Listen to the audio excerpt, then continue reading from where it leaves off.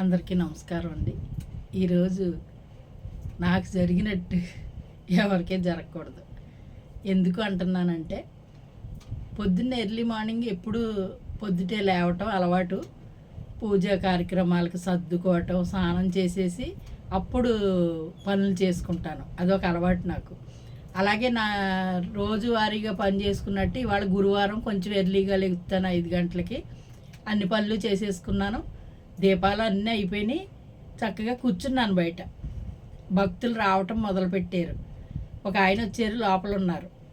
బయటండి ఒక అతను బాగా మాసిపోయిన బట్టలతో, గెడ్డం, తల పెద్దగా వచ్చేసి బాగా మాసిపోయి అసలు వాసన, అతను వస్తున్నాడంటే వాసన వచ్చేలాగా ఉన్నది. అంతలా ఉన్నాడు, బారుగా ఉన్నాడు, బలంగా ఉన్నాడు మనిషి.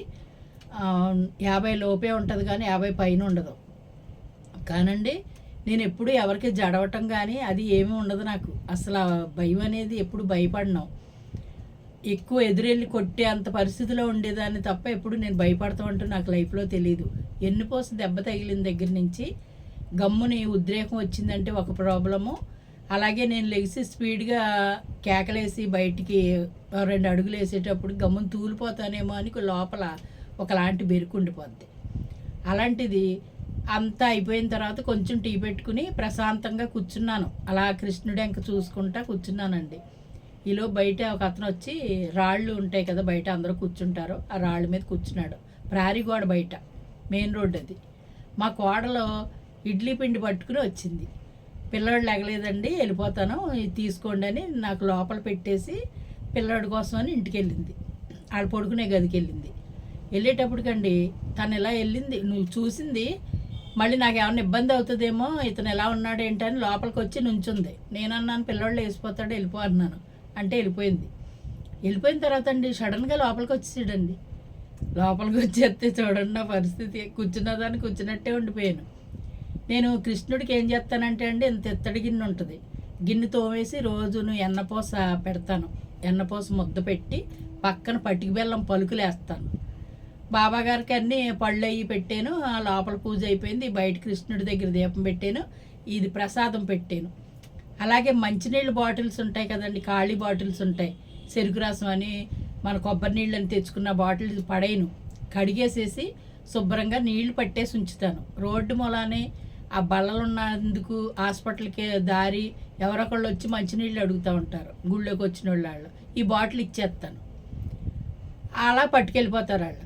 అలాగే అలవాటయ్యి బాటిల్ అన్నీ పట్టేసి అక్కడ పెట్టానండి, గట్టు మీద అరుగు మీద పెట్టాను.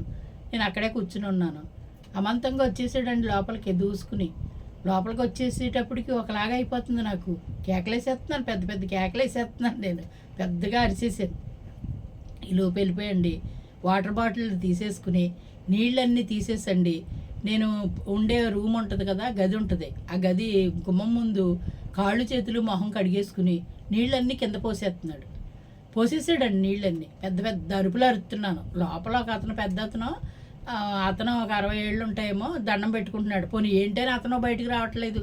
నేనేమో ఎర్రెరి కేకలు, అంటే ఎర్రెరి కేకలు కూడా కాదు, అతనే కేకలేస్తున్నాను. ఏంటి బాబు అది, ఆ పని ఏంటి, అదేంటి అని అడుగుతున్నాను తప్ప నేను వరగరగా మాట్లాడలేదు. ఈలోపు ఏం చేశాడు, ఆ నీళ్లు పాడు చేసేసి తాగినన్ని తాగేసి బాటిల్ చెల్లాచెదురుగా పాడేసి కృష్ణుడి దగ్గరికి వెళ్ళి ఎనపోస తీసేసుకుని చేతితోటి శుభ్రంగా తినేస్తున్నాడండి. తినేస్తుంటే అక్కడే యాపిల్ పండు పెట్టాను నేను, కృష్ణుడి దగ్గర ఒకటి, బాబాగారి దగ్గర. కృష్ణుడి దగ్గర యాపిల్ పండు అన్నాను, యాపిల్ పండు తీసుకో, అలా ఎంగిళ్ళు చేయకు, ముట్టుకోకు, స్నానం చేయలేదు కదా, దేవుణ్ణి ముట్టుకోకూడదు, అక్కడికి వెళ్ళకో అంటున్నాను. అంటుంటే స్నానం చేశాను అంటున్నాడండి. చెప్పులు బయటిప్పి లోపలికి వచ్చాడు. స్నానం చేశాను అన్నాడు. అనేసి ఆ ప్రసాదం అంతా తినేసి గిన్నె అక్కడ పడేసి లోపలికి వెళ్ళిపోతాక చూస్తున్నాడు. గుళ్ళోకి వెళ్ళిపోతా చూస్తుంటే, గుళ్ళోకి వెళ్తాకి ఇల్లేదు, వెళ్ళకో అని పెద్ద పెద్ద గట్టిగా కేకలేసాను. నా శక్తి కొలిది గట్టిగా ధైర్యం తెచ్చుకుని కేకలేసాను. కేకలేసేటోడికి ఓ నిమిషం నుంచుని ఇంకా అలా చూసాడండి. చూసి బయటికి వెళ్ళిపోయి చెప్పులు తొడుక్కుని మళ్ళీ వెళ్ళిపోయాడు. అదే పొజిషన్లో ఎవ్వరో లేకుండా ఒంటరిగా ఉంటే భయమే కదండి, ఎవరికైనా భయమే కదా. అతను తెలివి లేదు అనుకుంటానికి లేదు, కావాలని చేసాడా, అతని ప్రవర్తన ఏంటి, చదువు ఎక్కువై అలా అయిపోయాడా, లేకపోతే ఏమన్నా మానసిక స్థితి బాగోక అలా అయిపోయాడా, పర్సనాలిటీ మనిషి ముక్కు మొహం అందంగా ఉంది. కానీ అసలు ఒక 2-3 నెలలు అయినట్టు ఉంది, స్నానం చేసి ఒళ్ళు అలా ఉంది, గుడ్లు కూడా అలా ఉన్నాయి. అలాంటి ప్రమాదమైన పరిస్థితిలో అదే పిల్లలున్నా ఎవరైనా లేడీస్ ఇతరత్ర ఉన్నా చాలా ఇబ్బందులు కదండి. ఏం చేస్తారో తెలీదు, వాళ్ళకి ఏం చెయ్యాలో తెలీదు. కానీ పొద్దున్న కొంచెం నాకు లోపల కంగారు ఉంది. అంటే ఎవరో లేరు, నిర్మానుషంగా ఉంది, లోపల ఒక్క అతనే ఉన్నాడు. పోనీ అతను తెగించి బయటకు వచ్చి ఏంటి అనేసి అంటలేదు కూడా, అతను అనలేదండి అసలు. నాకెందుకు అన్నట్టు లోపల దండం పెట్టుకుంటున్నాడు. ఆ చెప్పులు వేసుకుని వెళ్ళిపోతుంటే చెప్పులు మియ్యండి అన్నాను లోపల అతన్ని. నాయి ఉన్నాయండి, అతనయ్యే అనుకుంటాండి అన్నాడు. నాయే అంటున్నాడండి. అంటే ఎలా అర్థం చేసుకోవాలో నాకు అర్థం కాలేదండి. కానండి ఇటువంటి వాళ్ళు వచ్చినప్పుడు చాలా జాగ్రత్తగా ఉండాలి, అప్రమత్తంగా ఉండాలి. చాలా ప్రమాదం అండి. నేను ఎప్పుడు అలాంటి ఫేస్ చేయలేదు అసలు. నేను ముందే గేట్లో నుంచే చెప్పేస్తూ ఉంటాను. అసలు మా పిల్లలు కంగారు పడిపోతూ ఉంటారు, నువ్వు తలుపులన్నీ బారు పెట్టేసి కూర్చుంటావు అంటారు. ఎవరో ఒకళ్ళు వచ్చి కూర్చుంటారు కదా అనేసి అనుకుంటాను. రోడ్డు కదా ఇది, నువ్వు అలా బారు పెట్టేసి ఉండొద్దమ్మా అనేసి మా అబ్బాయి అంటాడు, మా కోళ్ళు చెప్పుద్ది. అలాంటిది అంత ఇబ్బంది. మా ఎదురుగా మామ ఉంటుందండి, ఎవరైనా అలా వచ్చారనుకోండి కేకలేస్తుంది వెనకాల నుంచి, గబగబా వచ్చేస్తుంది. కానీ ఆ మామ అప్పుడే బయటికి వెళ్ళింది. అలా ఉన్నదండి. అంటే భయపడే రోజులు, అంటే వాతావరణం అలా ఉంది, ఆ పరిస్థితి అలా ఉంది, నేను ఉండే సిచ్యువేషన్ ఎలా ఉంది చూడండి. అటువంటి ఎదురైనప్పుడు ఎవరైనా జాగ్రత్తగా ఉండాలండి. నేను అలా కూర్చుని ఉండిపోవటం కూడా తప్పేనేమో అని అప్పుడు అనిపించిందండి నాకు. నేను లెగాలి కదా అక్కడి నుంచి, అది లెగలేదు. నేను లెగిసోకాల లోపలికి వచ్చి ఏది మెస్ డోర్ పెట్టుకున్నాను అనుకోండి, అతను గుళ్ళోకి వెళ్ళి ఏమన్నా పాడు చేస్తాడేమో అనేసి కొంత ఆలోచించి ఇంక బాబా గారి మీద భారం వేసేసి ఆ కృష్ణుడు ఇంక చూస్తా అలా కూర్చుండిపోయాను అక్కడ. అంతే, ఇంకా వెళ్ళిపోయాడు.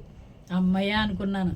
మా అబ్బాయికి ఫోన్ చేసి ఇలా వచ్చాడురా అంటే మా జ్యోతి చెప్తుంది, ఇందాక నేను వెళ్ళేటప్పుడు కొన్నాడు, మళ్ళీ ఏమన్నా అడావిడి చేస్తాడేమో ఇతను ఎవరా అనేసి నేను కంగారు పడ్డాను.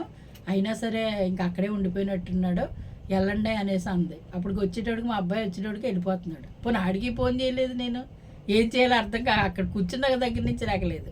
ఎవరైనా ఇటువంటి సిచ్యువేషన్లో చాలా ధైర్యంగాను శాఖశక్యంగాను తప్పుకునే విధంగా ఉండాలి తప్ప కంగారు పెట్టుకుంటే ప్రాణాల మీదకే వచ్చేస్తుందండి. ఏమంటారు చెప్పండి? ఈరోజు నా అనుభవం అండి ఇది. నేను పొద్దున్నే లెగిసేటప్పటికి నాకు ఆ పరిస్థితి నీరసం వచ్చేసినట్టు అయిపోయింది, కీళ్ళు పట్లు వదిలేసినట్టు అయిపోయింది.